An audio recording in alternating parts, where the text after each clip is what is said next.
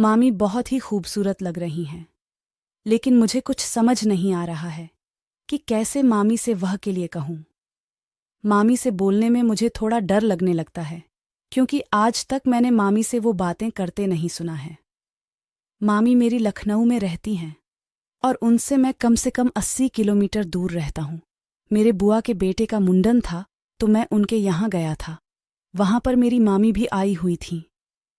पहले तो नहीं पहचान पाता हूँ कि कौन है, क्योंकि मामी अपना चेहरा ढके हुए थी। अचानक से मामी ने मुझे पीछे से पकड़ लिया। मैं एकदम से डर गया कि कौन है। वो मुझसे पूछने लगी कि बताओ गौरव, मैं कौन हूँ। मैं उनको नहीं जान पाया और फिर उन्होंने अपना चेहरा दिखाया। मामी मुझसे मजाक करने लगी और फिर सब लोग बातें करने लगे। मामी ने मुझसे कहा, तुम्हारे मामा कल चले जाएंगे। उनकी कंपनी से फ़ोन आया या और कल बुलाया है। तुम्हारे मामा कल चले जाएंगे, इसलिए तुम मुझे मेरे घर छोड़ने चलना और इसी बहाने घूम भी आओगे। मेरे पास भी कोई काम नहीं था, इसलिए मैंने हाँ बोल दिया। कल मुंडन था और एक दिन पहले ही सब लोग आ गए थे। सब लोगों को एक साथ देखकर बहुत ही अच्छा लग रहा था। मामी मेरी तरफ बार बार देखे जा रही थी। सब लोग अपने अपने काम में व्यस्त थे। मैं भी थोड़ा थोड़ा काम कर रहा था, लेकिन जब भी मैं मामी के पास से निकलता तो मामी मुझे देखकर जरूर मुस्कुराती। उस दिन शाम को सब लोग खाना खाकर सोने लगे। मैं मामी के पास लेटा था। सब लोग एक ही कमरे में लेटे थे। मामी मुझे जबरदस्ती अपने पास लिटा लेती। उसके बाद सब लोग बातें करते रहे और कितने समय सो गए पता ही नहीं चला।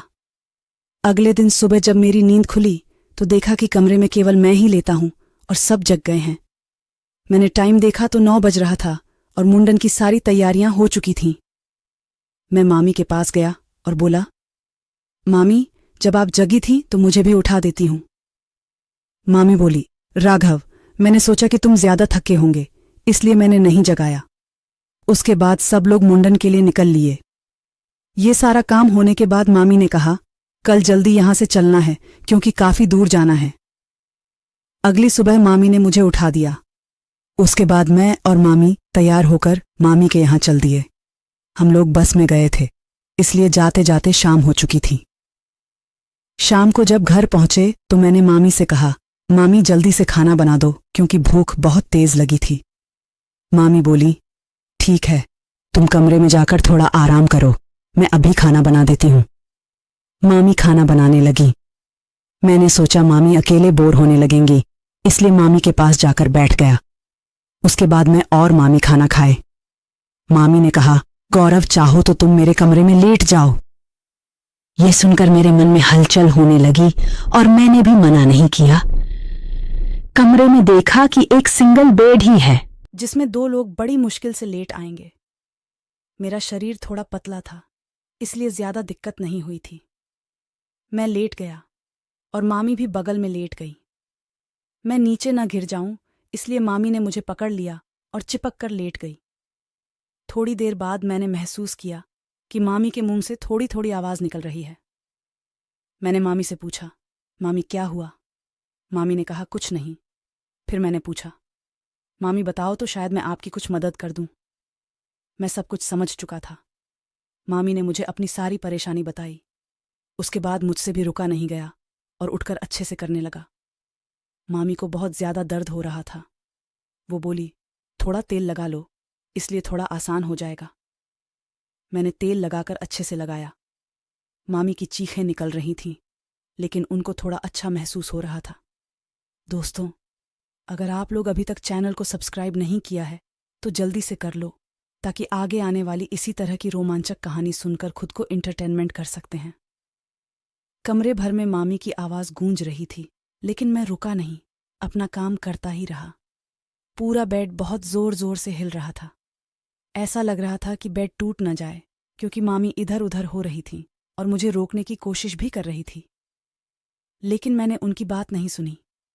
मैंने मामी से कहा, मामी आज ये दर्द सहन कर लोगे तो आगे एक भी दिक्कत नहीं होगी। मामी ने कहा, ठीक है, लेकिन मामी को दर्द बहुत ज्यादा हो रहा था। वैसे तो कुछ गलत नहीं कर रहा था, लेकिन मामी की चीखें नहीं बंद हो रही थीं। थोड़ी देर बाद मामी बोली, अब दर्द कम हो रहा है। गौरव और बहुत अच्छा लग रहा है। फिर वह बोली, सच में गौरव, तुम बहुत अच्छा मसाज करते हो। अब कमर का सारा दर्द गायब हो गया। ऐसा मसाज किसी ने नहीं किया है। मैंने मामी से कहा। मैंने कहा था मामी कि केवल थोड़ी देर दर्द होगा, उसके बाद कमर और पेट का दर्द एकदम से ठीक हो जाएगा। मामी ने कहा, कल हल्का हल्का मसाज फिर से कर देना। मैंने कहा, ठीक है मामी, मैं कल फिर से मसाज कर दूंगा। अब चलो सोते हैं। उसके बाद मैं और मामी सो जाते हैं। सुबह मामी उठी और बोली, गौरव, तुम्हारे मसाज से कमर में एक भी दर्द नहीं हो रहा है। मैंने मामी से कहा, मामी आज मुझे गांव जाना है, घर से फ़ोन आया है, मम्मी को लिवाकर कहीं जाना है। वह बोली, ठीक है चले जाओ, लेकिन खाना बना देती हूँ, खाकर चले जाना।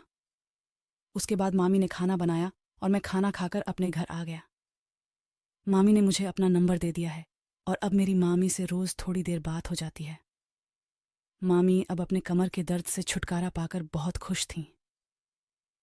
हेलो दोस्तों, ये स्टोरी अगर आपको पसंद आए तो प्लीज़ वीडियो को लाइक एंड चैनल को सब्सक्राइब कर